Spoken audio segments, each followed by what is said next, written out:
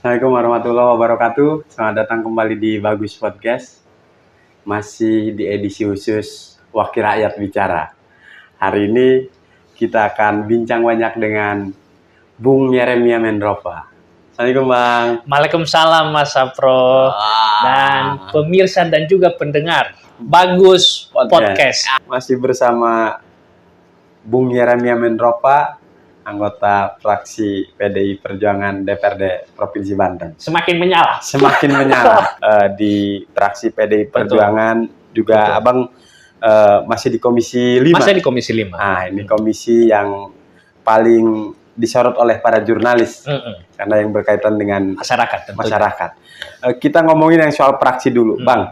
Kemarin kan sempat heboh nih di Indonesia. Ketika DPR RI digoyang. Betul. Beberapa anggotanya menjadi pemicu kemarahan publik. Betul. Sehingga ada yang rumahnya dijarah, ada bahkan terjadi tindakan pidana lah. Itu seberapa berdampak ke ruang-ruang wakil rakyat, terutama di fraksi PD Perjuangan. Waduh, serem juga ya di nasional. Jangan sampai ini terjadi di daerah. Bagaimana respon Abang dan teman-teman dari fraksi PD Perjuangan menyikapi ketika ada oknum wakil rakyat di pusat, kan kena imbasnya semuanya ke wakil rakyat. Betul. Bagaimana responnya itu? Baik, Bro, kami diperintah fraksi PDI Perjuangan melalui DPP, Ibu Ketua Umum, DPP, kemudian DPD dan DPC ya, untuk hadir di tengah masyarakat. Kami diperintah. Dan pada saat kejadian-kejadian itu, fraksi PDI Perjuangan kebanyakan hadir di tengah-tengah masyarakat. Saya sendiri hadir di tengah-tengah masyarakat. Apalagi waktu itu kan masih kisaran Agustusan kan ya. Dan kita hadir di tengah-tengah masyarakat. Mendengar, memberikan pemahaman bagaimana kebersamaan bersama rakyat, apa sih permasalahan, apa sih yang diharapkan oleh masyarakat. Nah, jadi kami itu diperintah untuk terus hadir bersama masyarakat. Itu perintah bagi kami dan yang harus kami laksanakan. Dan pada saat itu juga saya sendiri hadir terus di tengah-tengah masyarakat ya. Kita berikan pemahaman bahwa image yang misalnya itu kan tidak semua. Dan itu perintah kepada kami untuk fraksi PDI Perjuangan. Kemudian yang kedua, kemudian kami diperintah bahwa kawal APBD. Di mana Anda ditempatkan untuk bisa seefektif, seefisien mungkin, sebanyak-banyaknya untuk kepentingan masyarakat. Perintah yang ketiga, jangan korupsi. Jangan hidup hedon. Harus tadi bersama masyarakat. Itu perintah kepada kami yang harus kami terus lakukan. Bukan hanya saja pada saat-saat yang situasi tersebut, harus dilakukan di sepanjang masa tugas kami. Kalau tidak, maka harus dievaluasi. Kami selalu melaporkan setiap kegiatan kami. Ada aplikasi di PDI Perjuangan itu adalah aplikasi MPP yang dimonitor setiap aktivitas kami. Jadi seperti hari ini apa yang harus kami lakukan, harus kami laporkan di sebuah aplikasi yang dimonitor langsung oleh Ketua Umum dan DPP. Itu melalui MPP. Ada monitoring. Ini 24 jam. 24 jam kami harus melaporkan setiap apa aktivitas. Harus melaporkan. Itu harus kewajiban. Sehingga tadi partai bisa melihat track record setiap anggota, dan ini menjadi bahan evaluasi ketika nanti ada kebutuhan partai pada penugasan-penugasan tertentu. Itu perintah dari partai yang tentu harus kami laksanakan. Itu berkaitan dengan fraksi yang tadi saya ulang lagi bahwa kami diperintah untuk hadir terus di tengah-tengah masyarakat, mendengar, kemudian berusaha sedemikian rupa memberikan solusi kebutuhan masyarakat. Kemudian berikutnya bagaimana mengawal anggaran-anggaran baik pemerintah daerah dan juga yang ada di pusat misalnya, bisa sebesar mungkin dialokasikan untuk kepentingan masyarakat. Dan yang ketiga adalah jangan melakukan tindakan-tindakan yang memanfaatkan kekuasaan untuk kepentingan pribadi, baik secara korupsi atau istilahnya KKN untuk kebutuhan pribadi. Nggak boleh. Itu nanti akan menjadi mendapatkan tindakan tegas dari DPP atau partai. Kemudian berikutnya adalah berkaitan dengan komisi. Apalagi tadi sampaikan kami Komisi 5, saya ditempatkan dipercaya di Komisi 5 yang membidangi kesejahteraan. Ada 10 OPD yang bermitra dengan kami.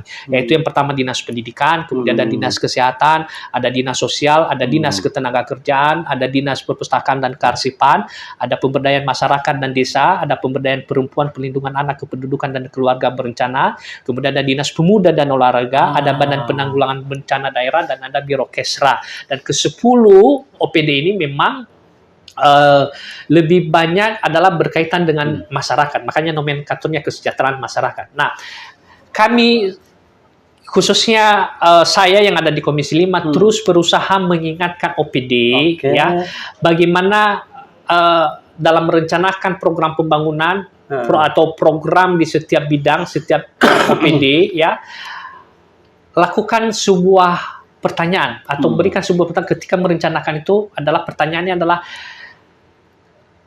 apa manfaatnya kepada masyarakat di Provinsi Banten. Itu ukuran yang pertama. Selain daripada betul itu nanti akan mempengaruhi indikator kinerja utama atau IKU, indikator kinerja di setiap OPD. Tetapi yang paling penting dan terutama dalam membuat sebuah program, dalam merencanakan program tersebut, tanya apa manfaatnya untuk masyarakat. Itu yang selalu saya sampaikan kepada mereka. Tanya apa manfaatnya kepada masyarakat. Oh, ini ada manfaat. Nah, lakukan ini, buatlah program ini. Maka ketika misalnya rapat-rapat komisi, saya selalu memberikan penguatan kepada program yang berbasis kepada masyarakat. Hadir di tengah-tengah masyarakat, berikan misalnya pelatihan, berikan pemberdayaan, berikan pemahaman, berikan bagaimana peningkatan kompetensi. Kemudian di sekolah, bagaimana mutu pendidikan kita semakin berkualitas, bagaimana fasilitas sekolah dijaga dengan baik. Saya kan miris melihat sekolah ini berawal. Saya melihat ownership di sekolah kita itu rendah sekarang ini. Coba lihat, datang ke sekolah. Coba nanti tumpukan bangku, tumpukan meja bekas itu ditumpuk di apa itu namanya di pojokan-pojokan. Yang saya miris, loh hanya kakinya patah kan sebetulnya bisa diganti dengan yang bagian yang lain. Cuman ownership-nya kan tidak ada. Akhirnya kan itu bahkan kemarin saya melihat ditaruh di lapangan di ruang terbuka yang itu bahannya kayu kan bahkan rusak. Yang semestinya masih bisa dimanfaatkan. Ini saya miris melihat itu. Hanya mengharapkan anggaran-anggaran peralatan-peralatan yang baru, padahal yang lama bisa semestinya diperbaiki. Kita punya SMK, kenapa tidak memberdayakan SMK bangunan untuk memperbaiki? Atau janganlah gaji tukang paling 100.000 atau 150.000 untuk memperbaiki. Nah, ownership ini yang saya lihat harus ditingkatkan. Tapi saya percaya ada kan kepala dinas yang baru ini. Ya, ini supaya apa itu namanya? Perlu ada pembenahan. Saya selalu menyuarakan ini mereka, tetapi saya melihat di lapangan belum dilaksanakan dengan baik. Berikutnya, kemarin saya hadir di sekolah misalnya. Guru sedang ngajar di depan. Loh, ada dia yang membawa selimut, membawa bantal di belakang tidur, bro. Saya ada buktinya ini. Ya Allah. Loh, bagaimana anak-anak kita bisa bersaing? Ya gurunya mengajar di depan, anak-anak tidur di belakang sebagian gitu loh.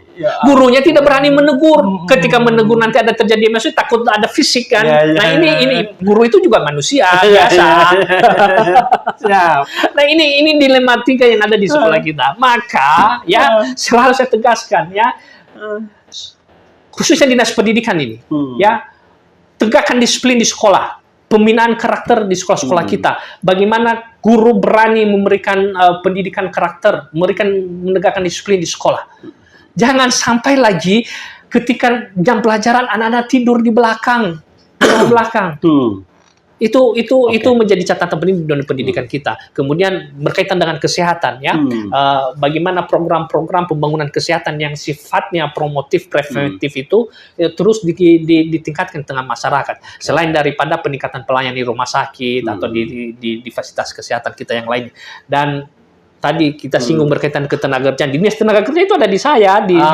Lah, bagaimana misalnya memanfaatkan BLK kita, bagaimana bekerja sama dengan dunia industri yang ada di Provinsi Banten, bagaimana link and match itu, ya, bukan hanya saja tugasnya dinas pendidikan, tapi harus melibatkan misalnya dinas ketenagakerjaan. Nah, sehingga tadi lapangan pekerjaan semakin besar. Dan hal-halnya, bro, ini bisa panjang lebar.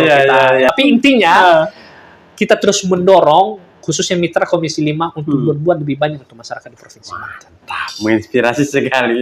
Sehat selalu Pak Yeremia, kita akan ketemu lagi dan berbincang lagi dengan wakil rakyat yang menginspirasi. Assalamualaikum warahmatullahi wabarakatuh.